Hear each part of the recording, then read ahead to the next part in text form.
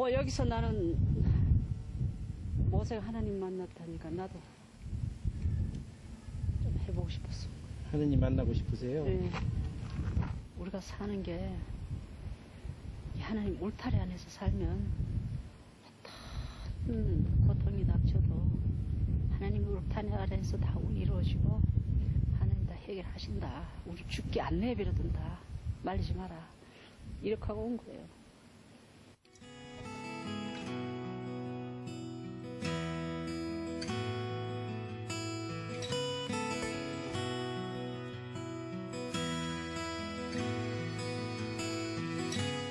결국 이 세상에서 우리가 사랑을 어떻게 하느냐, 이것은 천국에서 사는 연습인 셈이죠. 천국에서 연습이에요. 그러니까 이 세상에서 우리가 사랑의 연습이 안 되면 천국은 아주 지루한 곳입니다. 지루한 곳이에요. 이 사랑의 맛을 들인 사람은 천국이 아주 달콤한 곳이고, 사랑의 맛을 들이지 못한 사람은 천국은 지루한 곳이에요. 그래서 우리가 살아서 사랑을 여기서 연습하고 시험하고 천국에 가야지 천국이 됩니다.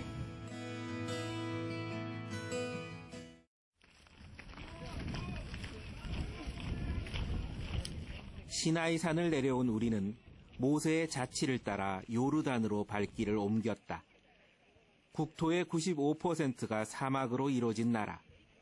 그러나 중동 지역 최고의 드높은 교육열이 자원 빈국인 요르단을 든든히 받쳐주고 있다고 했다. 무슬림이 대다수이지만 국민 10명 중 1명은 그리스도인인 나라다. 요르단은 지도가 굉장히 간단하거든요. 지금 지도상에 빨간색으로 나 있는 대로 보이시죠? 네. 오늘 올라가셔서 오시게 될 광야길입니다. 그리고 안쪽에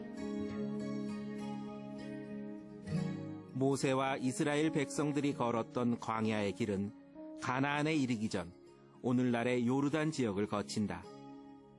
그 기나긴 길의 어느 모퉁이에서 우리는 한 불가사의한 문명과 맞닥뜨렸다. 페트라, 바위라는 뜻의 경이로운 고대 도시가 거기에 있었다.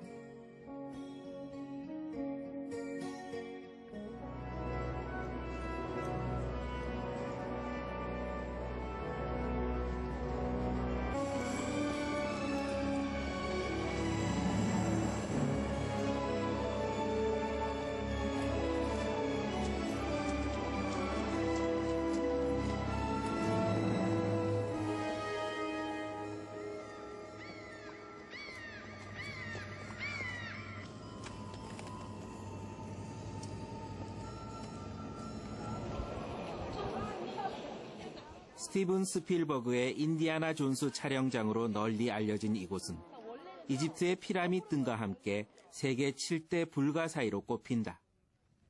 기원전 사막의 대상로를 지배했던 캐러번의 도시, 에돔의 셀라라 불렸던 곳. 좁고 깊은 골짜기를 따라가다 보면 바위산을 깎아 만든 고대의 영광이 믿을 수 없는 정교함으로 버티고 서 있다.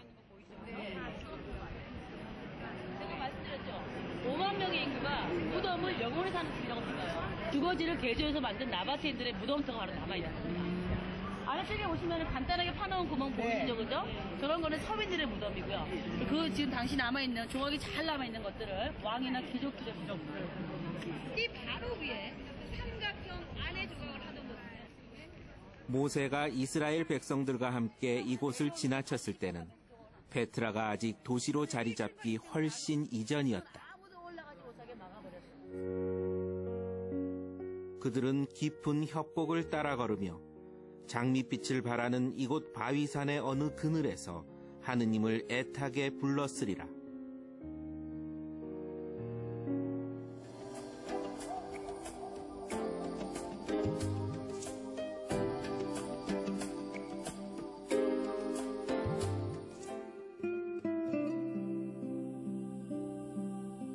출애굽 이후 40년, 광야는 너무도 거칠고 멀었다. 이집트를 탈출했던 1세대들은 어느새 수명을 다해갔고 그들 마음속의 가나안도 조금씩 희미해지고 있었다. 그러나 주 하느님은 결코 약속을 거두지 않으셨고 주님의 약속을 믿는 이들은 광야의 끝을 볼 수 있었다.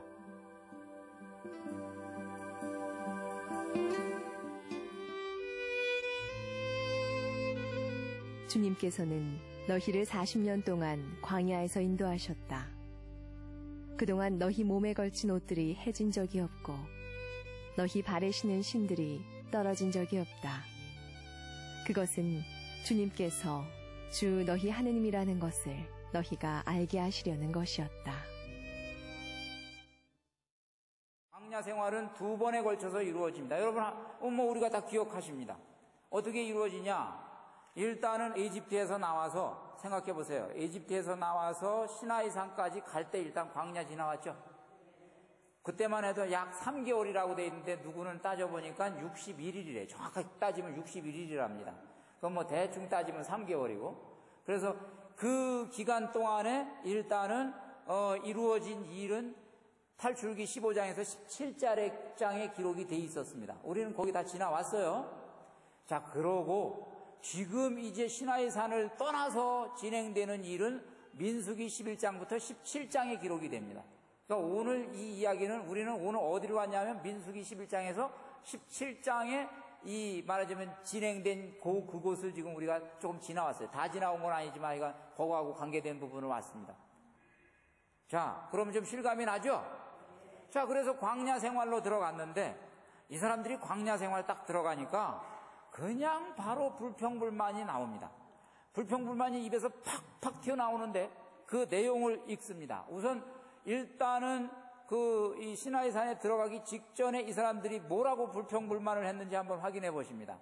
이집트에는 몇 자리가 없어서 광야에서 죽으라고 우리를 데려왔어? 어쩌자고 우리를 이집트에서 이끌어내어 이렇게 만드는 것이오. 사실 그냥 막막하게 성경을 읽으면 이 고집이 센 목이 뻣뻣한 민족들 그러고 우리들이 생각을 하지만 저는 그 마라샘에 딱 내려가지고 잠깐 내려가지고 그 사진 찍으라고 그래서 사진 찍으면서 이 생각했어. 빨리 차로 들어가고 싶은 거야. 빨리.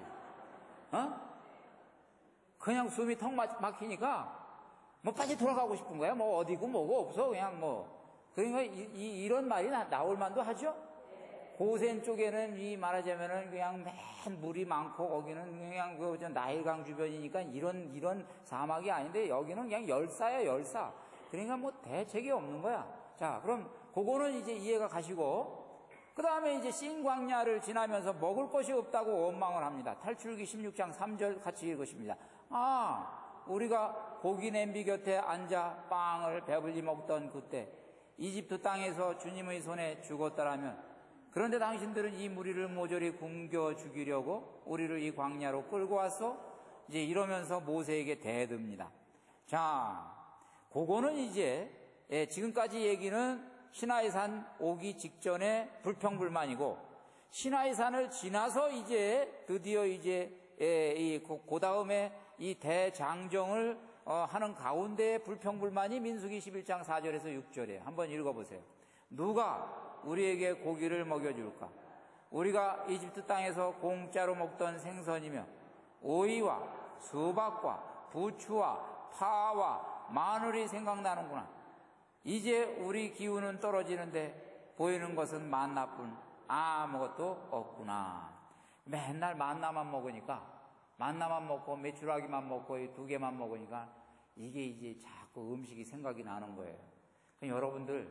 여러분들이 처음에 한국에서 이거 묵상할 때 이 사람들 참을성도 없는 사람들 그랬을 거예요. 이제 여행 떠난 지 여러분 지금 5일째 되니까 지금 슬슬 지금 떠오르는 게 있어. 고추장 떠오르고 멸치 떠오르고 여러분 젓갈 떠오르죠. 자, 이래서 하여간 불평불만을 했는데 한 가지 우리가 하느님은 그럼 무조건 무자비하신 분인가? 아니에요. 예를 들어가지고 말이죠. 물이 없어요. 그래서 목말라요. 그래서 이 사람들이 불평불만을 할 때는 어떻게 해서든지 물을 찾아주십니다. 그러니까 필수적인 것을 가지고 생존에 가장 생존에 필요한 필수적인 것을 가지고 하느님께 불평불만한 것은 하느님이 받아들여 주십니다. 그런데 일단 먹을 게 있어. 먹을 게 있는데 만나를 먹여주었는데 맛있는 거 찾을 때는 하느님이 요거는 용납을 안 하죠. 그러니까 여러분들이 일단 먹고 살 것이 있는데 그 다음에 불평불만하고 투덜투덜하는 기도는 잘 안 들어주죠. 그러나 생존이 걸려있는 기도는 뭐요? 반드시 들어주십니다. 여러분들이 궁금하실 거예요. 여기가 거리가 말이야, 여기서 다녀보니까 걸어도, 대충 걸어도 아무리 많이 걸리고 사람들이 아무리 많이 해도 1년이면 가나안 땅에 가는데, 아무리 뱅뱅 돌고, 아무리 지체하고, 아무리 쉬었다가도 1년이면 가는 거리인데, 사람이 아무리 많아도, 그런데 거기를 40년을 갔다? 도대체 이 40년을 어떻게 갔다는 얘기냐?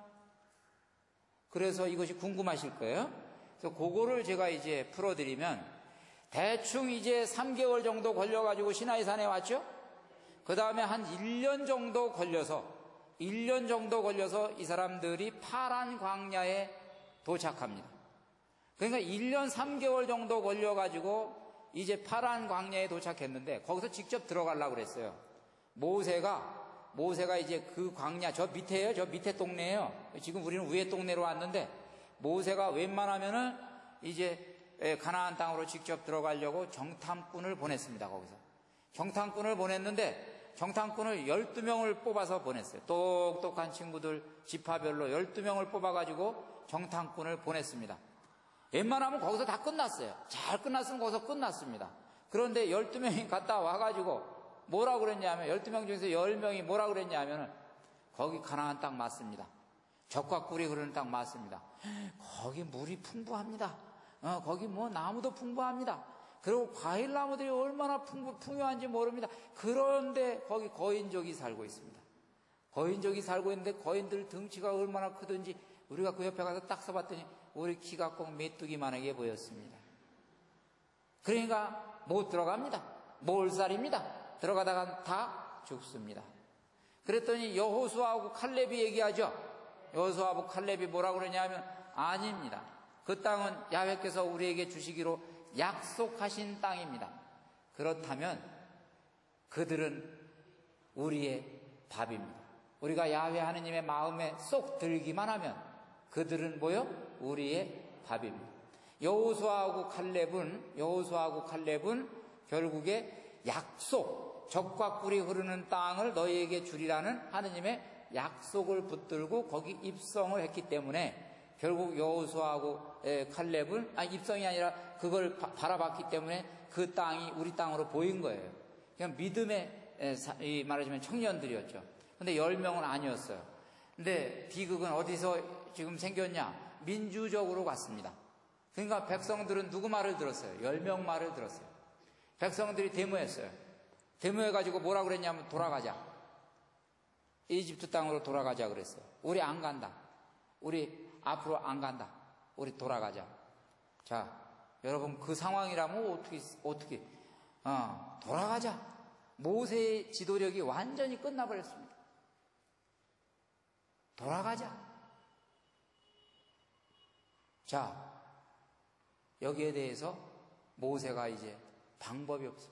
기도하는 거예요. 하느님, 이 백성이 내 말 안 듣습니다. 이제 저쪽으로 안 가려고 그럽니다. 어떻게 해야 될까요? 하느님이, 내가 다 죽여버릴 거야.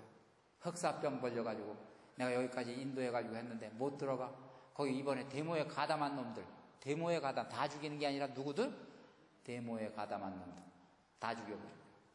그랬는데 모세가 가만히 생각해보니까 이거는 또 모세는 이 중재자요. 백성들이 너무 불쌍해. 그래가지고 하느님한테 타협을 합니다. 뭐라고? 그러지 마시고 조금 더 다른 방법으로, 조금 하느님 당신 명예가 실추되니까 다른 방법을 좀 생각해 봅시다. 그랬더니 하느님께서, 그래, 그러면 내가 양보해서 너희들이 고작 40일 다녀와가지고 이제 와가지고 나한테 이렇게 꽁시렁꽁시렁대고 부정적인 얘기를 하니까 내가 그거를 하루를 1년으로 쳐가지고 너희들 40년 동안 그걸 뺑뺑이 돌리리라. 그렇게 된 거죠. 그런데 여기에 진짜 의미는 뭐냐면 이번에 데모에 가담한 놈들은 절대로 그 땅을 밟지 못하게 하리라. 그러면은 누가 그 땅을 밟어? 데모에 가담하지 않고 이제 이 새로운 2세대 있죠. 2세대가 생기겠죠. 그 2세대를 데리고 내가 거기를 가리라. 결국 여기서 핵심 포인트는 뭐냐면 긍정의 학교입니다. 하느님은 약속의 땅을 밟을 사람들을, 불평불만을 일삼는 사람들은 절대로 데리고 가지 않는다. 이것을 하느님께서 벌써 당신의 안목으로 지혜로 결정을 했어요. 땅이 아무리 좋아도, 땅이 가나안 땅이어도 거기에 정착한 사람들이 그 땅에 살 자격이 없으면 소용이 없어. 하느님은 지금 거기 땅에 가가지고 신천지를 지금 이룩하려고 그러는데, 뭔가 새로운 시작을 하려고 그러는데 거기에 지금 자격 상실인 사람들을 데리고 들어갈 수가 없다. 아무리 좋은 것도 자격이 문제인 거예요. 자격이. 그래서 여기서 지금 우리가 궁극적으로 생각을 하는 거는 오늘 우리는 여기 이제 마지막 마무리를 짓습니다. 제가 이제 마무리합니다. 마무리는 뭐냐 하면, 자, 우리가 이제 내일 이스라엘로 들어갑니다. 예루살렘으로 갑니다. 자, 예루살렘 아무리 구경을 해도 우리가 부정적인 마인드를 가지고 성지순례를 하면 은혜가 안 돼. 은혜가 안 되죠. 전부 다 불평불만이죠. 화장실 가면 화장실 화장실 먹인 거 음식점 가면 레스토랑 가면 레스토랑, 버스 타면 버스 전부 다 그렇게 되죠. 그러니까 결국 궁극적으로 은혜가 되려면 어떻게 해야 돼? 오늘부터라도 다시 이건 이게 좋구나, 저건 저게 좋구나, 이 나라는 이게 좋구나, 이렇게 되는 거죠. 그래서 우리가 긍정적인 사고방식으로 가시기를 바라고.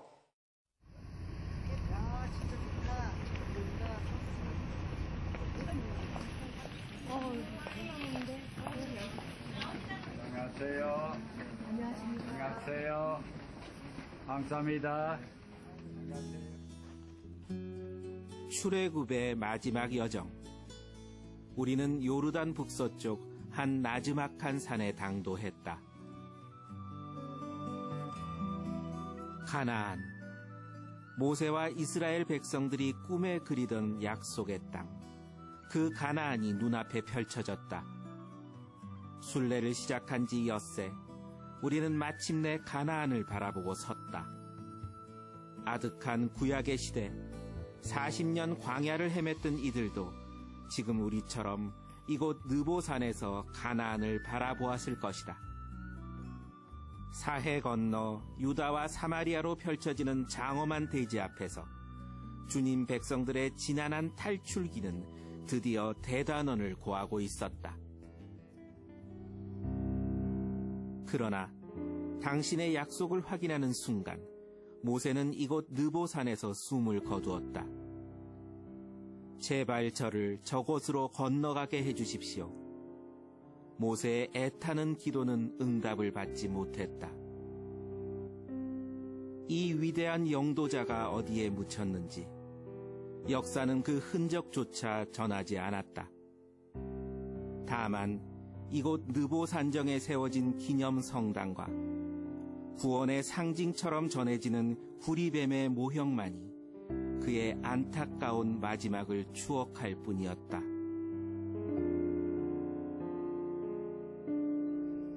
자, 그러면은 우선 이제 이 모세의 일정을 따라서 여기 와서 이제 모세가 여기서 마무리되는 지점입니다.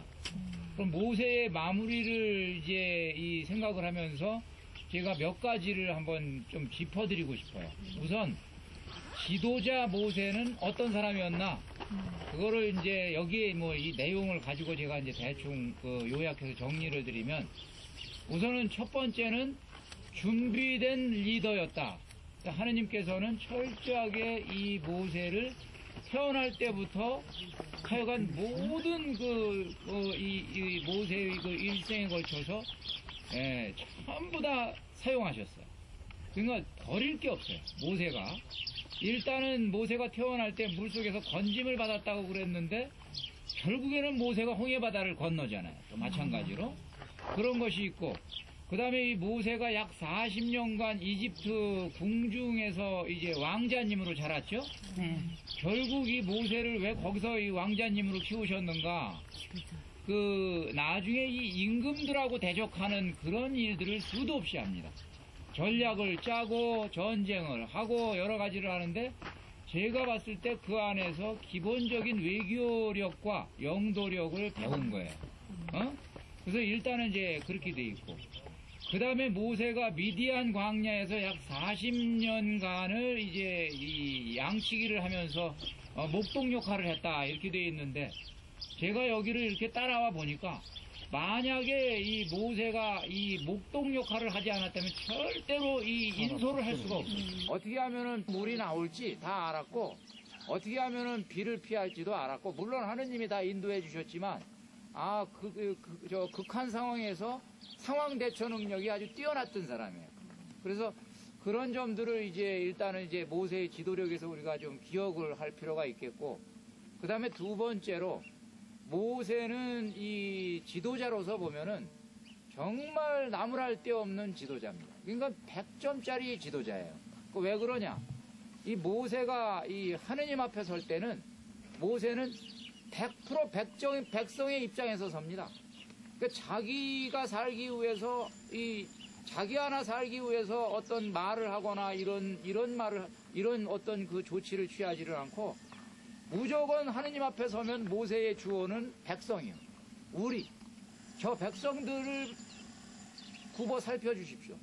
자비를 베풀어 주십시오. 그들을 이해해 주십시오. 이런 말을 합니다. 그런데 또 재미있는 건 모세가 백성들 앞에 서면 완벽하게 또 이 엄한 하느님의 엄하고, 그때는 엄했죠. 자비하신 하느님보다 엄한 하느님이었어요. 이 상황이 급할 때는 엄할 수밖에 없어요. 그래서 엄한 하느님의 입장에서 아주 단호한 말들을 이제 백성들에게 전합니다. 그래서 이런 것들을 보면 완벽한 지도자다. 모세는 어떤 사람이라고요? 하느님의 사람이요. 정말 대예언자였어요. 온유한 사람. 겸손하고 온유한 분. 너무하신 거 아니에요? 그렇지 않았을 것 같아요. 왜? 순명하는 삶을 살았기 때문에 그것 또한 순명으로 받아들였을 것 같아요. 모세는? 네. 오늘날의 지도자로 따지면 누구 비슷한 것 같아요? 오늘날의 지도자는 그런 사람이 없죠.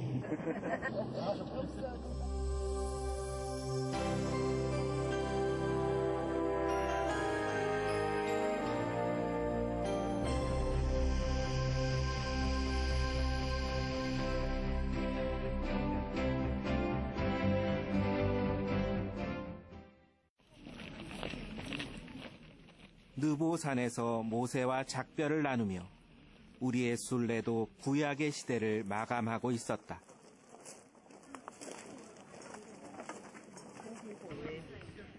요르단강, 레바논과 시리아 지역에서 발원해 이스라엘을 거쳐 하나로 강을 이루는 중동의 젖줄이다.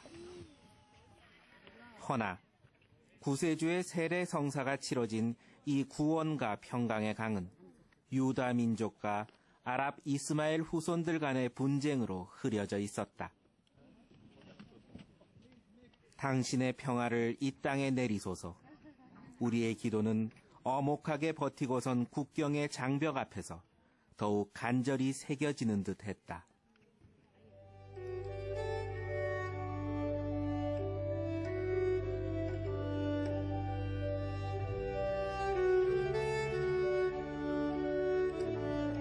(2000년) 전 사람의 육신으로 오신 하느님이 이 강물로 세례를 받으셨고, 그때 하늘이 열려 소리쳤다. 이는 내가 사랑하는 아들, 내 마음에 드는 아들이다. 우리는 요르단 국경을 넘어 이스라엘로 들어섰다. 지중해 동쪽 해안과 끝없는 아라비아 사막 사이에 자리한 모세가 주님의 백성들을 이끌어 여호수아가 터를 닦은 곳. 그리고 무엇보다도 사람으로 오신 하느님이 인류 구원의 역사를 완성하신 거룩한 땅에 우리가 온 것이다.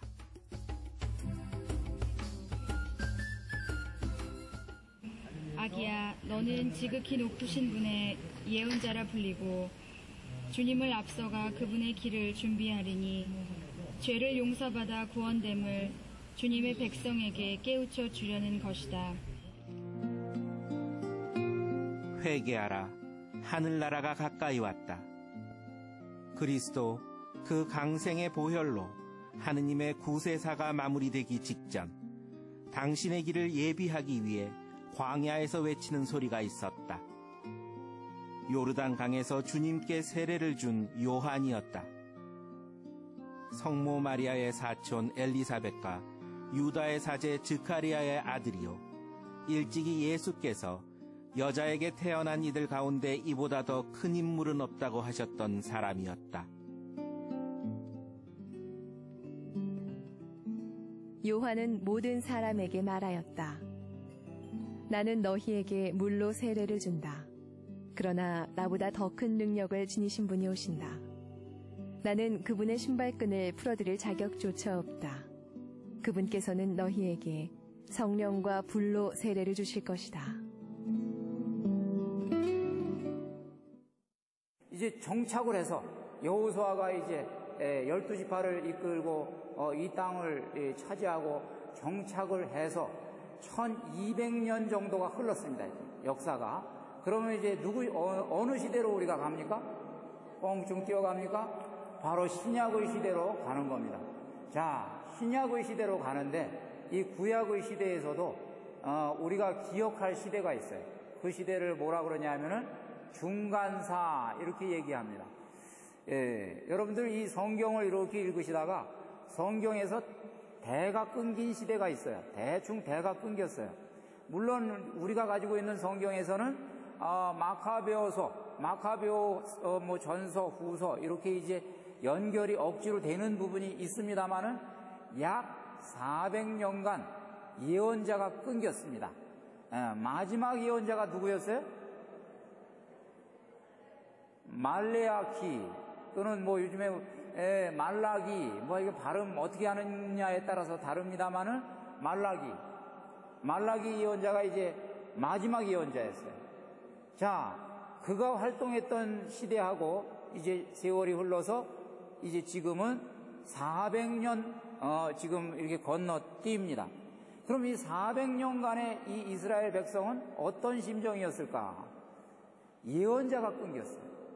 그 전만 해도 사람들이 답답하면 전쟁이 일어나거나 어려움이 있거나 환난이 닥치면 이제 주로 하나님께서 당신 일꾼을 보내주셔가지고 예언자를 보내주셔가지고 뭔가 위로도 하고 말이죠. 처방도 주고 말이죠. 그래서 이 답답함을 뚫어주었는데 지금 이 얘기하는 이 400년 기간은 하나님이 침묵했어요. 이 기간 동안에 이스라엘 사람들의 심정을 여러분들 한번 느껴보시기 바랍니다. 이것이 대림이에요. 이게 대림.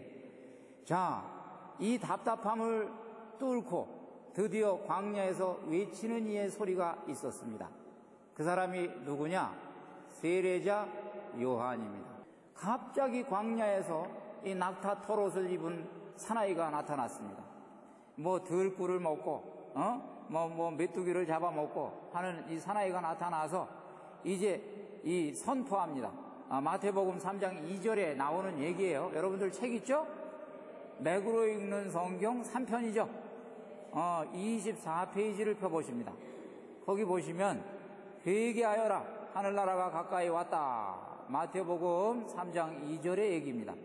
자, 여기 지금 이제 회개를 선포하고 이제 하늘나라가 가까이 온 것을 선포합니다. 그러면서 이제 세례를 주기 시작합니다. 뭐 여러분들 다 아십니다. 자, 이 세례를 주는데 이제 결국 이제 많은 사람들이 몰려듭니다. 세례를 몰려드는데 몰려드는 가운데에 사실은 세례자 요한이 딱 보니까 이 불순한 사람들이 지금 와 있는 것이 눈에 보입니다. 불순한 사람들이 누구냐?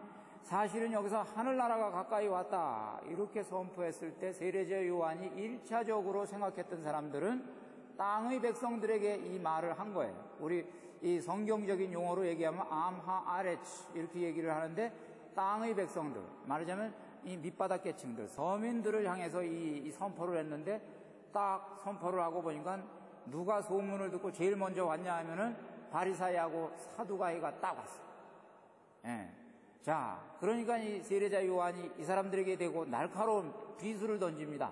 독사의 자식들아, 다가오는 진노를 피하라고 누가 너에게 일러주더냐 이렇게 이제 이야기를 하면서 이들이 온 것을 반갑게 생각하지 않고 오히려 질타를 합니다.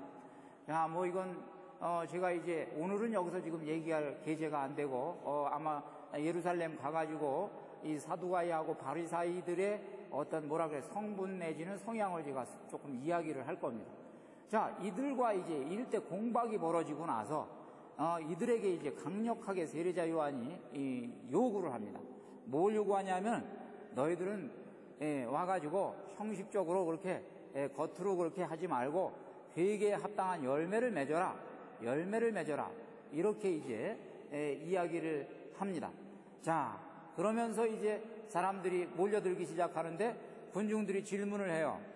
저희가 어떻게 해야 되겠습니까? 군중들이 질문을 합니다. 거기에 대해서 세례자 요한은 굉장히 현실적인 대답을 합니다. 군중들에게는 뭐라 그러냐면 너무 탐욕하지 말고 많이 가진 사람에게 나눠줘라. 일단은 일반 사람들에게는 나눔을 강조하고요.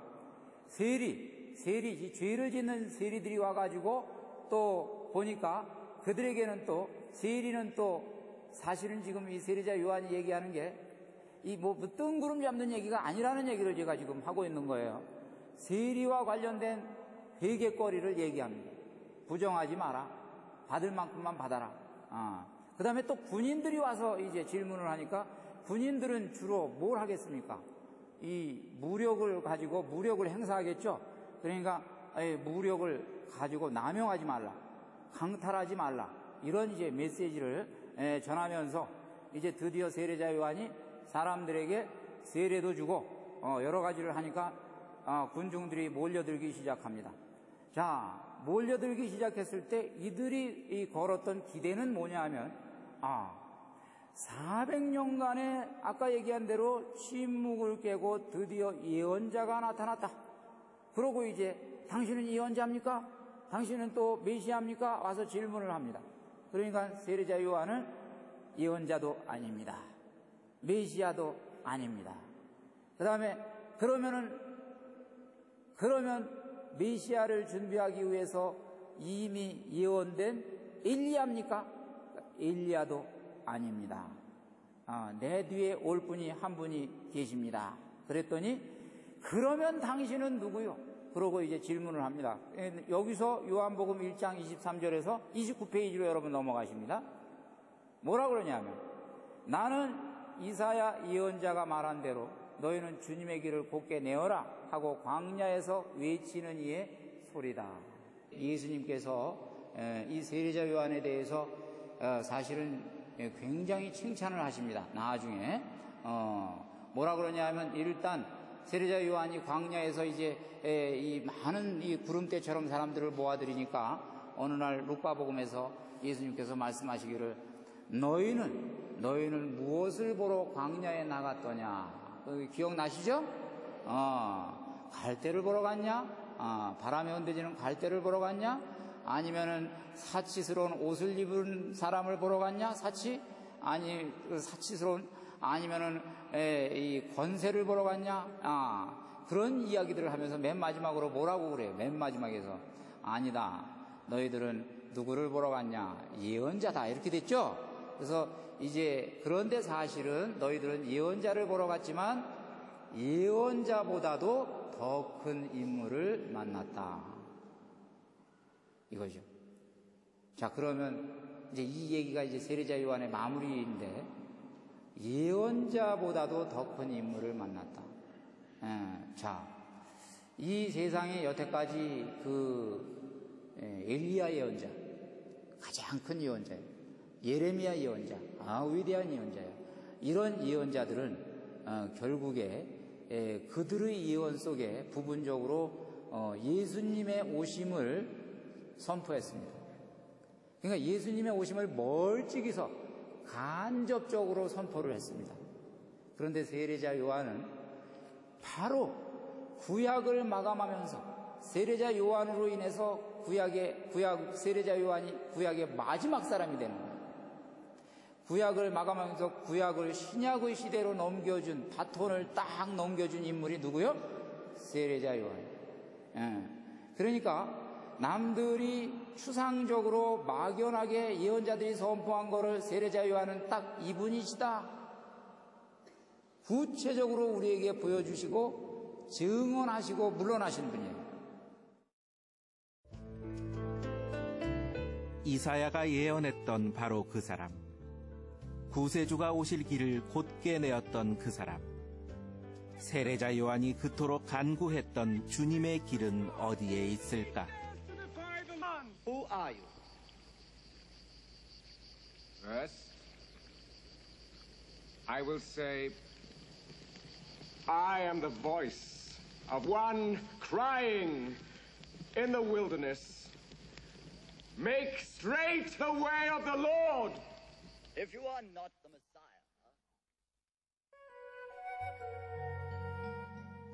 2000년 전 구약의 마지막 선지자가 목 놓아 외쳤던 주님의 길. 요한의 쩌렁쩌렁한 목소리가 우리를 데려간 그 길은 뜻밖의 우리 마음 깊이 이미 오래전에 예비된 길이었다.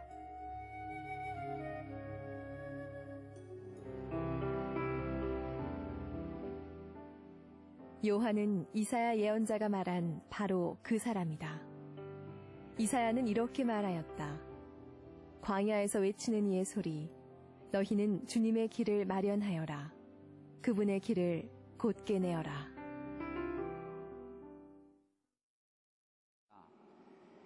주님의 길을 곧게 내어라.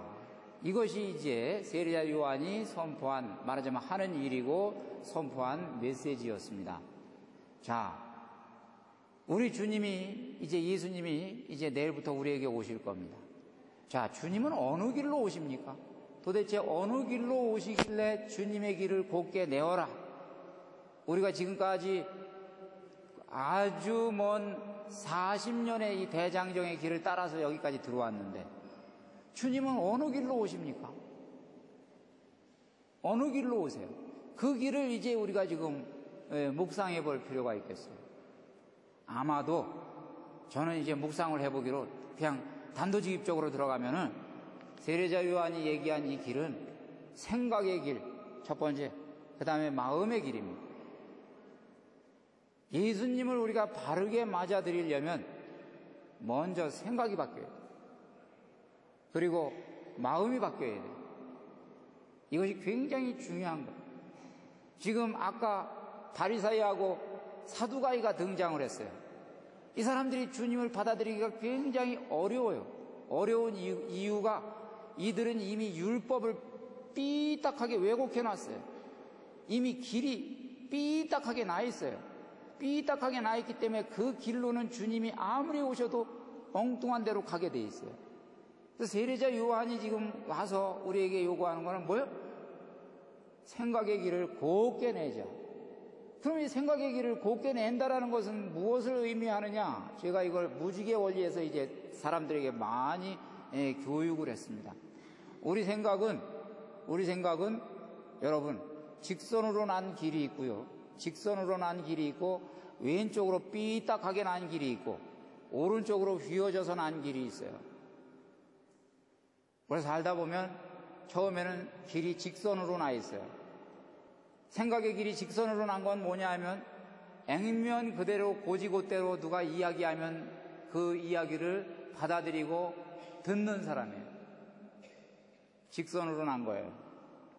근데 살다가 보니까 이게 체험도 이게 부정적인 체험을 하다가 보니까 생각이 왼쪽으로 탁 뒤틀려 갑니다.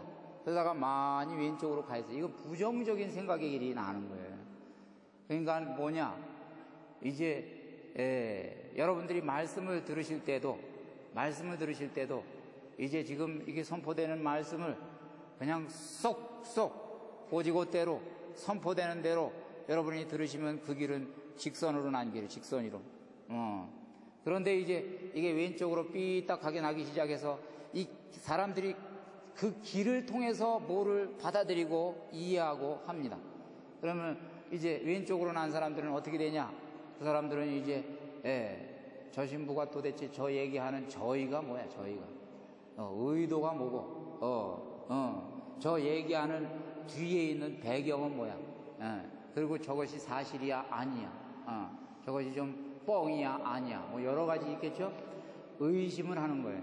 의심을 하는 거예요. 그러면 부정적으로는 하죠. 자기가 알고 있는 지식을 가지고 이걸 자꾸 이렇게 삐딱하게 해석합니다.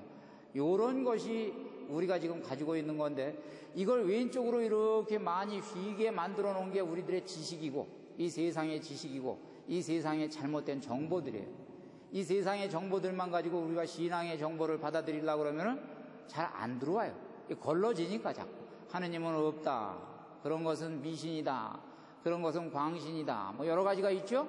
그래서 이런 것들을 우리가 이제 부정적인 생각을 우리가 여기서 몰아내고, 그 다음에 이제 길이 곧장 나는데, 이 곧장 난 사람들이 또 너무 곧장 나면 오른쪽으로 또 휘어버려요.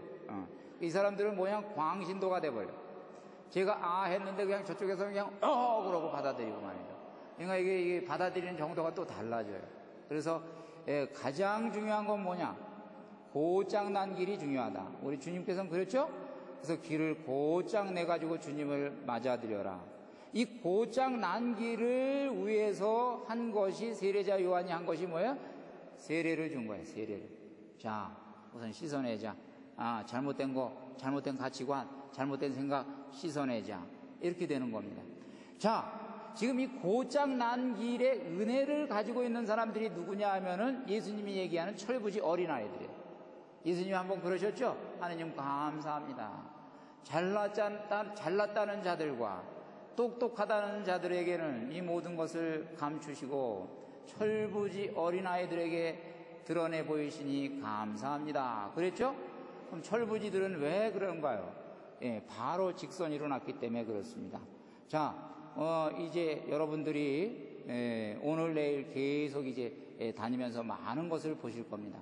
직선으로 난 길로 보시는 분들은 은혜를 많이 받으실 거고, 긍정의 길로 보신 분들은 은혜를 많이 받으실 거고, 자꾸 보면은 삐딱하게 생각하시는 분들은 이제 계속 다니면서 은혜를 덜 받으십니다. 그거를 여러분들이 생각하셔가지고 하여간 우리 생각을 좀 바꿔보자. 하늘나라는 어린이와 같은 사람의 것이다. 주님께서 우리에게 오실 곧은 길, 그것은 이미 우리들 마음 안에 원래부터 나 있는 큰 길이었다. 우리의 허허로운 욕망과 우리의 서푼어치 지식과 우리의 사치스런 감상이 우리 안에 철부지 어린이가 닦아놓은 주님의 길을 얼마나 무참히 가로막고 있었던가.